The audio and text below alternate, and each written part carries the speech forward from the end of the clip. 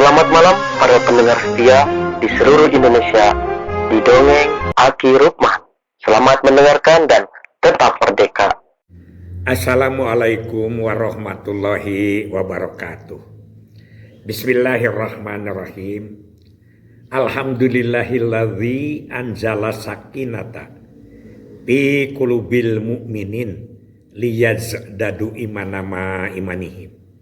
Bapak Ibu dan kawan-kawan sekalian, kita berlanjut ngobrol di Dongeng Aki Rukman. Kemarin ada yang bertanya ke Aki, Ki, saya orang kesehatan. Jangan disebutlah kabupatennya mah. Tahun 2023 Aki ngajar di satu latihan gizi. Aki jadi narasumber. Nah, saat itu Aki menceritakan tentang kantong bolong dalam pembangunan. Nah, saya lupa lagi itu kantong bolong itu apa. Tapi menurut Aki itu adalah kemubaziran. Betul. Jadi begini, Aki juga tahu kantong bolong itu kantong bolong dalam Islam. Para ulama Aki, ulama anu digurui ku Aki gitu ya, ulama Aki. Kalau ulama Aki berarti dibayar ku Aki atau apa gitu. Mohon maaf kalau ada salah ya. Jadi para ulama yang digurui oleh Aki mengatakan ada kantong bolong, termasuk Pak Najaruddin Umar. Dulu pernah bareng Aki ya, yaitu di Makassar. Menceritakan tentang kantong bolong. Kantong bolong dalam Islam itu begini. Pertama, dia itu wudu. Tapi wudunya itu menghambur-hamburkan air. Jadi dari wudunya dia dapat pahala, dari airnya lah itu yang hambur mengurangi pahala sampai hilang. Kira-kira seperti itu waktu itu ceramahnya. Yang kedua, dia itu membantu orang miskin tapi menyulitkan. Nah itu juga kantong bolong. Kesinilah nanti saya beri beras. Dia jauh-jauh jalan kaki atau pakai ojek. Datangnya diberi beras 2 liter. Jadi tidak kuruk, itu menyulitkan. Apalagi yang orang hujan disuruh datang, diberinya tidak seberapa. Itu menurut para ulama. Tidak boleh orang Islam seperti itu. Yang ketiga apa? Dia kedatangan tamu, nyuguhin tamu ini. Tapi pulangnya diomongin. Itu kantong bolong, ya, itu kantong bolong. Ya, jadi begitulah kira-kira. Yang keempat, dia memakai parfum. Tapi menyengat, bukan malah menjadi ibadah, malah menjadi kantong bolong. Banyak lagi lah cara-cara itu, Aki juga sudah agak lupa-lupa. Nah di dalam program pun begitu. Ketika Aki diajak sejak tahun 2018 itu mengatasi stunting, ikut ceramah stunting atau apa dan lain sebagainya, terutama di KBB di Bogor Aki diajak. Tapi 2023-2024 itu masih fluktuasi terus. Semakin gencar usaha-usaha stunting, tapi semakin naik lagi stunting itu, ada turun, ada naik.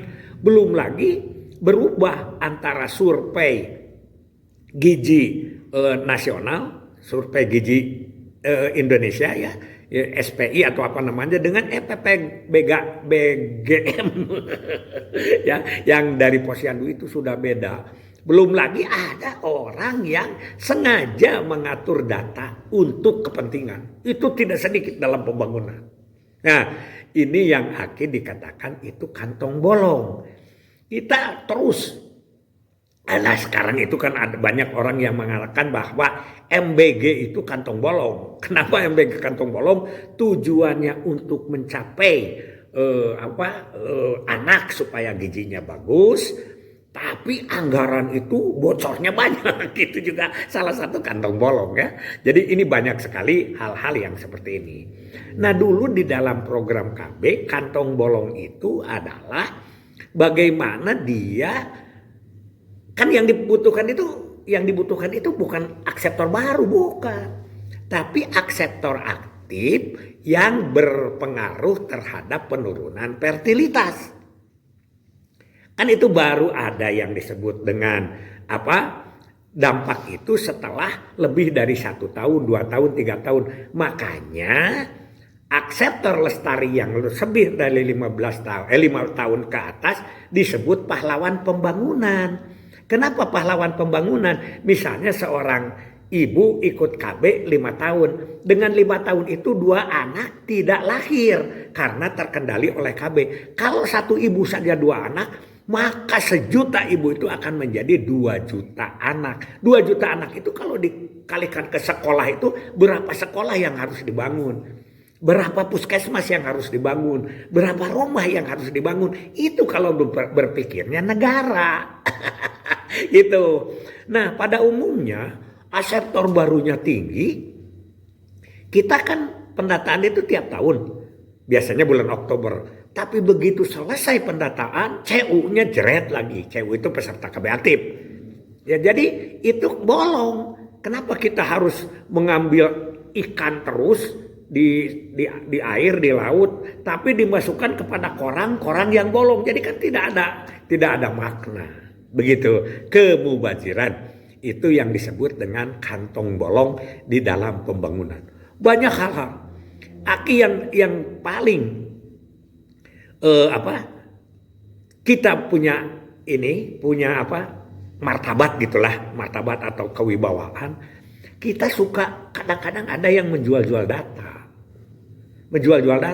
Apakah betul itu datanya atau datanya itu hanya main-main? Biasanya data itu naik atau rusak, data jelek gitu, diajukan pada saat mengajukan proposal. Coba kan begitu. Desa lah lihat kita ya. Kalau mau mengajukan bantuan, itu yang miskin itu dinaikkan. Tapi ketika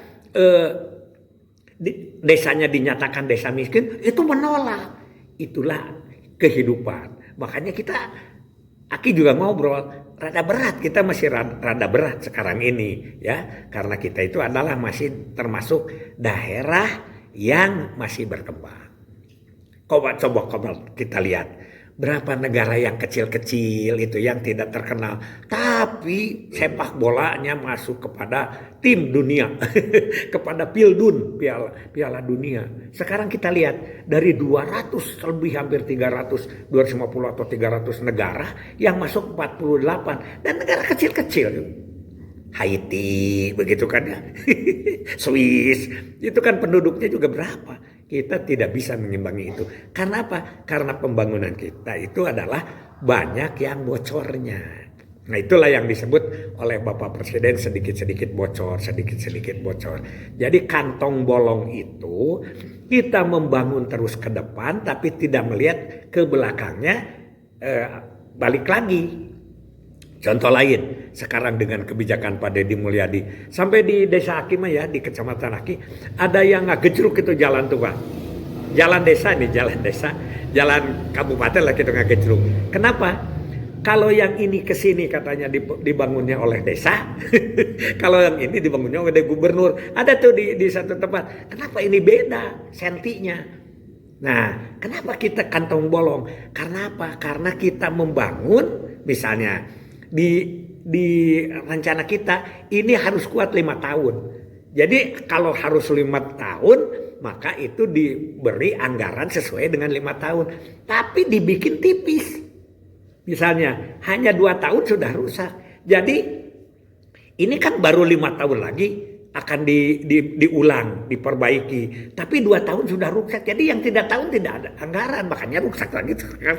Gitulah kira-kira itu seperti itu. Aki itu kan ikut ya, yang gitu-gitu tuh dari dulu. Jadi yang disebut misalnya Jalan A itu dia diperbaiki tahun 2000 sekarang 2026. Dia harus kuat sampai 2031. Tapi 2008 karena perbuatannya itu tidak sesuai dengan bisteknya ya, tidak sesuai dengan skenarionya, dia 3 tahun rusak.